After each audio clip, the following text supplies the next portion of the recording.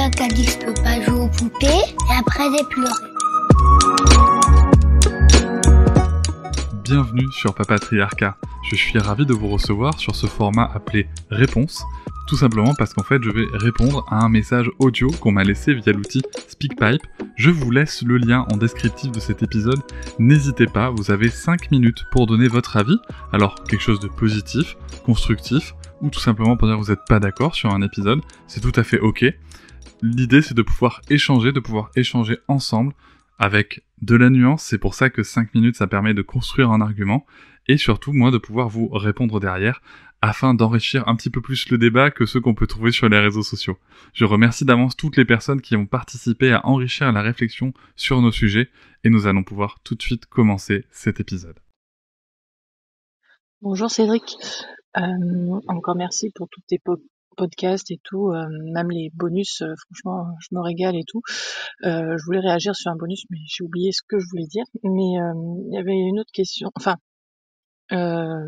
notre avis qui me taraudait depuis un moment. C'est à un moment tu avais parlé que il y avait notamment la notion de chippie où t'étais pas à l'aise sur ce terme-là et que tu préférais, ou coquine, voilà, non, c'était plutôt coquine, et que du coup tu utilisais d'autres termes pour éviter tous ces aspects qu'on peut avoir nous les adultes sur certains mots. Et du coup je m'interrogeais sur l'utilisation du mot putain, parce que il existe plein d'autres gros mots, mais c'est vrai que malheureusement le premier gros mot qu'on va sortir très facilement et tout, je pense de par sa sonorité qui est peut-être plus facile à dire, mais du coup c'est direct un mot qui renvoie malheureusement à un statut de la femme qui est pas oufissime. Et c'est vrai que du coup, la première fois que j'ai entendu ma fille dire ça, je lui ai expliqué ce que ça voulait dire et tout ça, et si ça lui plaisait comme mot, et du coup elle avait répondu que non. Je lui avais dit que je tolérais plus, plutôt des flûtes, des crottes, tout ce qui est plutôt autour du caca et tout, et je lui ai expliqué un peu tous les les significations des mots, punaise, etc. et tout. Et en tout cas, moi ce que j'en comprends, peut-être qu'après il y a peut-être d'autres significations que je connais pas derrière, peut-être punaise ou je sais pas.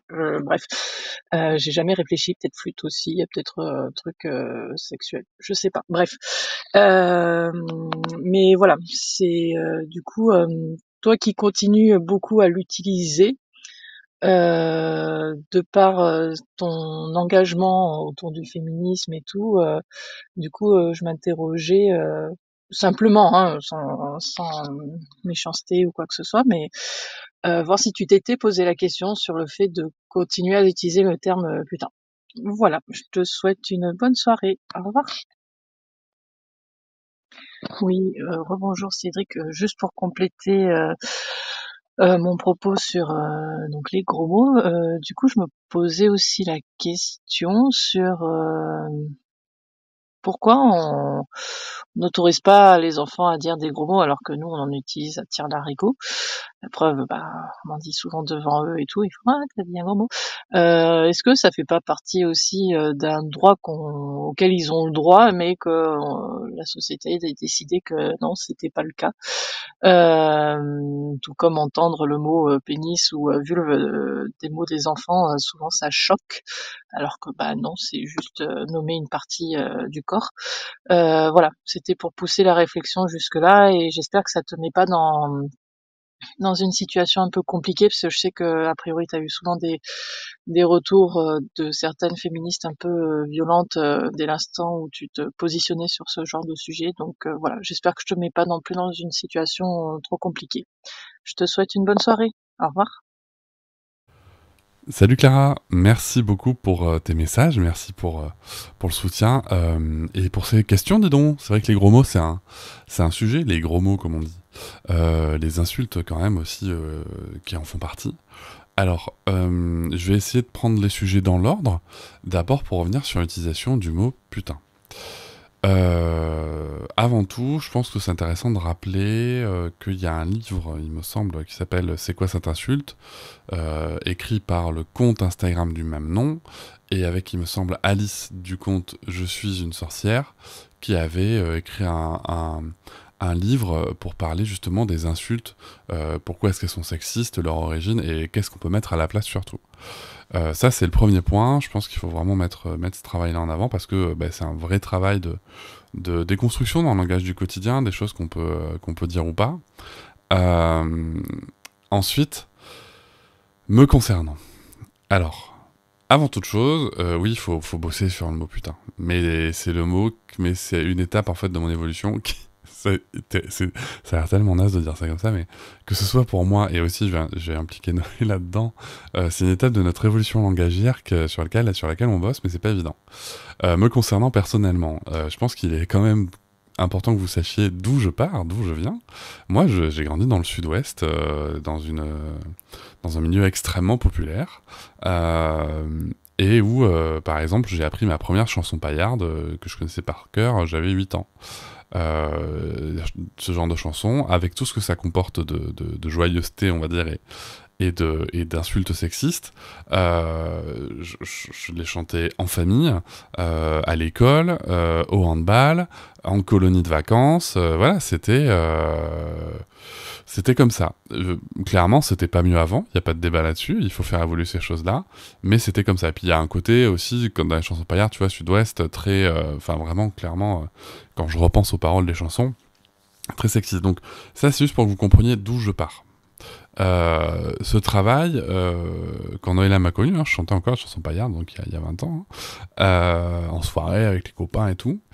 Ce travail d'évolution, il est, je sais pas, il doit être assez récent, ça va faire peut-être 10 ans. Il y a d'une part le monde professionnel qui fait qu'en fait on peut pas, on se rend compte vite que même sans penser à mal, on peut pas tout dire en fait, on peut pas utiliser certaines expressions qui nous semblent dans notre milieu populaire tout à fait usuelles, d'autres diraient beauf, très bien, mais en attendant ce sont des moyens de communication culturels en fait, locales, qui doivent évoluer, il n'y a pas de souci, mais il faut juste comprendre en fait comment les gens fonctionnent là-dessus. Mais le monde dans l'entreprise déjà, même chez McDo, avait commencé son travail en fait tu peux pas dire ça Cédric, ça c'est pas possible. Mais que ce soit les insultes sexistes, mais aussi pour les propos homophobes. Je me rappelle d'un équipier avec qui je travaillais, que j'apprécie beaucoup, Rodolphe, si tu passes par là, et qui savait en plus alors, faut que vous sachiez que moi, quand j'étais plus jeune, j'étais beaucoup dans le milieu gay lesbien, et en fait, voilà, on avait déjà fait des soirées ensemble et tout, et je sais plus ce que j'avais dit exactement comme phrase, mais un truc, on n'est pas des machins, voilà, on y va, on est courageux, on y va, et en fait, il m'arrête, il me fait, en fait, c'est vrai que tu peux pas dire ça, mais en plus, surtout toi, je veux dire, je sais très bien que t'es pas du tout homophobe, et pourquoi est-ce que tu dis ça ? Et c'est vrai que, sur le coup, j'ai dit, putain, t'as raison, pardon, j'ai redit, putain, du coup, bon, c'est pas grave, on laisse, c'est la vraie vie, et je lui dis, mais t'as raison, dis donc, ça n'a aucun sens. Et puis en plus, c'est clair que c'est vachement insultant, en fait. Et voilà, et en fait, ça a l'air bête, tout ça, parce que là, c'est sûr que maintenant, ça me semble évident. Mais à l'époque, en fait, pas tant que ça, c'est pas évident. C'est pas si évident pour ça, parce que quand on n'est pas câblé, c'est une expression que je dis souvent, mais quand on n'a pas les câblages qui sont faits ou qui sont pas faits au bon endroit, en fait, on se rend juste pas compte. Donc il faut, heureusement, moi j'ai eu la chance dans ma vie de rencontrer des gens très bienveillants, que ce soit comme Rodolphe, je pense à mon ami Hassan sur les remarques racistes, etc., qui m'ont toujours dit un petit peu ça, c'est en fait je sais que t'es absolument pas ni raciste, ni homophobe, ni sexiste ou quoi, mais ce propos-là dans ta bouche, il devrait pas exister, quoi. Et déjà cette approche qui est quand même pas très jugeante et qui n'attaque pas ma personne, mais juste le propos qui sort de ma bouche, ça aide vachement à évoluer, quoi. Ça, c'est un truc que j'ai noté.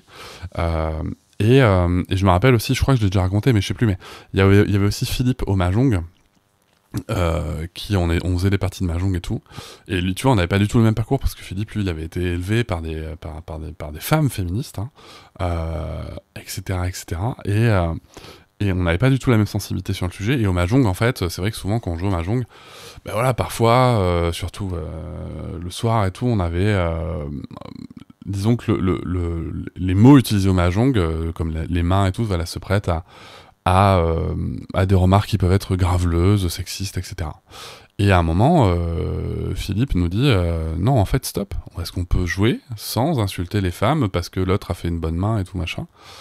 Et c'est vrai qu'on sur un moment, c'était pas là en mode avec qui nous fait Philippe là. Et en fait, voilà, Philippe, on s'est pas du tout embrouillé, on a entendu ce qu'il avait dit, donc on a fait attention le soir même. Mais c'est vrai qu'il avait semé cette graine qui a évolué. Et oui, en effet. Et bien sûr, après, dans le monde, encore une fois aussi dans le monde de l'entreprise, du sport et tout, on se rend vite compte que, en fait, ces expressions-là, elles sont pas du tout adaptées, quoi. C'est insultant, ce sont des atteintes à la dignité, et il faut réussir à les proscrire. Donc tout ça pour te dire, voilà moi d'où je pars.